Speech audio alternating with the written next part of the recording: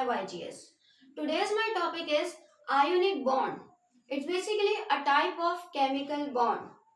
Ionic bond की तरफ बढ़ने से पहले हम दो तीन बातों को जो है वो फोकस करते हैं. वो क्या है हमारे पास? एक तो इलेक्ट्रॉनिक कॉन्फ़िगरेशन ऑफ एलिमेंट, कि हमारे पास किसी भी एलिमेंट की इलेक्ट्रॉनिक कॉन्फ़िगरेशन क्या होती है, और दूसरा वैलेंस इलेक्ट्रॉन, कि बेसिकली हमारे पास वैलेंसी क्या चीज है. इसके अलावा रूल ऑफ डुप्लेट और रूल ऑफ ऑक्टेट क्या होता है ये भी जानना जरूरी है. बेसिकली हमारे पास अगर हम बात करें इलेक्ट्रॉनिक कॉन्फ़िगरेशन की, जो कि मैं प्रीवियसली जो है वो एक लेक्चर अपलोड कर चुकी हूँ क्लासिफिकेशन ऑफ पीरियोडिक टेबल पर, कि किस तरीके से हमारे पास पीरियोडिक टेबल में जो है वो ग्रुप्स डिवाइड हुए हुए हैं. ग्रुप 1 में जो है वो बेसिकली वो एलिमेंट्स आते हैं जिनके आउटर मोस्ट शेल में एक इलेक्ट्रॉन होता है. ग्रुप 2 में वो आते हैं जिनके आउटर मोस्ट शेल में 2 इलेक्ट्रॉन होते हैं. इस तरह हमारे पास जो है वो जब हम बात करते हैं ग्रुप 8 की, देखिए ग्रुप 8A में हमारे पास, या आपके पास पिक्चर शो हो रही होगी, टोटल जो एलिमेंट है उनमें सबसे पहले हीलियम आता है. हीलियम के बाद हमारे पास मौजूद है नियॉन, फिर हमारे पास आर्गॉन, क्रिप्टॉन और जिनॉन. इनके इलेक्ट्रॉनिक कॉन्फ़िगरेशन की बात करें तो हीलियम के आउटर मोस्ट शेल में 2 इलेक्ट्रॉन होते हैं. बाकी सब में आपके पास अगले में जो है वो 2 और 8, यानी पहले शेल में 2, अगले शेल में 8. उसके अगले पास हमारे पास जो है वो आर्गन में 2, 8 और फिर 8. इस तरह अगले में 2, 8, 18 और 8. अच्छा, इन सब में कॉमन बात क्या है हमारे पास? इन सब में कॉमन चीज ये है, their outermost shell contain 8 electron except helium. Helium को छोड़ के बाकी सारे जितने भी हमारे पास एलिमेंट है 8 ग्रुप में, उसमें हमारे पास जो है वो 8 इलेक्ट्रॉन आउटर मोस्ट शेल में इनके मौजूद होते हैं. और ये हमारे पास बेसिकली एक स्टेबल कंडीशन कहलाती है किसी भी एलिमेंट के लिए. अच्छा, यहाँ पर हमारे पास एक आता है rule of duplet and rule of octet. ये 8A के एलिमेंट्स ही हैं जो इन दो रूल्स को जो है वो फॉलो कर रहे होते हैं. रूल ऑफ डुप्लेट हमारे पास क्या है कि आउटर मोस्ट शेल में 2 इलेक्ट्रॉन होना जरूरी है अगर आपके पास सिर्फ एक आउटर मोस्ट शेल है. और यहाँ आप हीलियम को देखें, हीलियम के आउटर मोस्ट शेल में 2 इलेक्ट्रॉन है क्योंकि उसके पास एक शेल है. और बाकी सब हमारे पास रूल ऑफ ऑक्टेट जो है वो फॉलो करते हैं. रूल ऑफ ऑक्टेट क्या होता है हमारे पास? ये वो रूल है जिसमें कि आउटर मोस्ट शेल में हमारे पास क्या चीज कंप्लीट होनी चाहिए? 8 इलेक्ट्रॉन्स कंप्लीट होने चाहिए, तो ही हमारे पास कोई एलिमेंट जो है वो क्या होता है? स्टेबल होता है.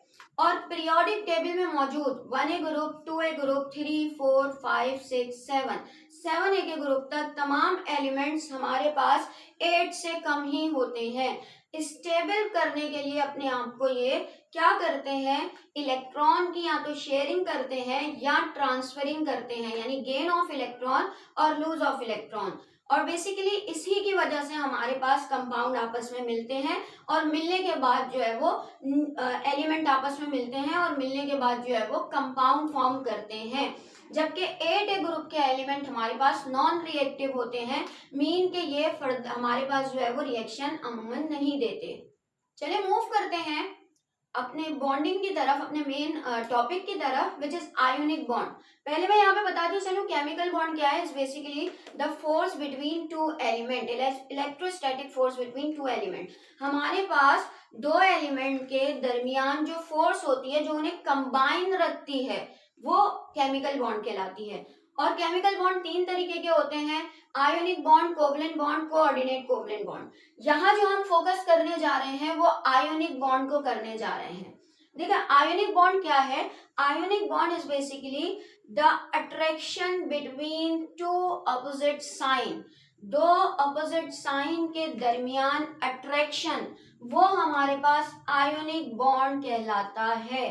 ठीक है, यानी कि जब कोई 2 एलिमेंट जिसमें ऑपोजिट आइन हो, यानी एक पॉजिटिव आइन हो और एक नेगेटिव आइन हो, और ये हमारे पास कंबाइन होते हैं, तो इनके आइंस के दरमियान जो फोर्स मौजूद होती है वो आयोनिक बॉन्ड कहलाती है. ये बनता कैसे है, इसकी फॉर्मेशन की तरफ चलते हैं. देखिए फॉर्मेशन ऑफ आयोनिक बॉन्ड में हम फोकस करेंगे किस चीज को? Formation of NaCl. Formation of NaCl. NaCl, which is called sodium chloride, which is also known as the common salt. Common salt जिसे हम कहते हैं, जो नमक हम अपने घरों में यूज करते हैं, उसका केमिकल नेम होता है सोडियम क्लोराइड। और ये हमारे पास जो है वो एक आयोनिक कंपाउंड है, यानी कि इसमें आयन ट्रांसफर होते हैं। चलिए हम बढ़ते हैं कि होता क्या है। स्टेप 1, सबसे पहले हम सोडियम को देखते हैं। सोडियम अपनी नॉर्मल कंडीशन में क्या होता है, इसके पास 11 प्रोटॉन और 11 ही इलेक्ट्रॉन होते हैं। और वो 11 इलेक्ट्रॉन किस तरीके से डिवाइड हुए होते हैं या अरेंज हुए होते हैं, पहले शेल में 2 इलेक्ट्रॉन, दूसरे शेल में 8 इलेक्ट्रॉन और आखिरी शेल में सिर्फ और सिर्फ इनके पास 1 इलेक्ट्रॉन होता है। अपनी electronic configuration rule of octet को फॉलो करते हुए अगर ये पूरा करें तो ये इनको जो है वो 7 इलेक्ट्रॉन गेन करने पड़ेंगे, जो एक एलिमेंट के लिए बहुत ही ज्यादा जो है वो मुश्किल बात है कि वो 7 इलेक्ट्रॉन गेन करे।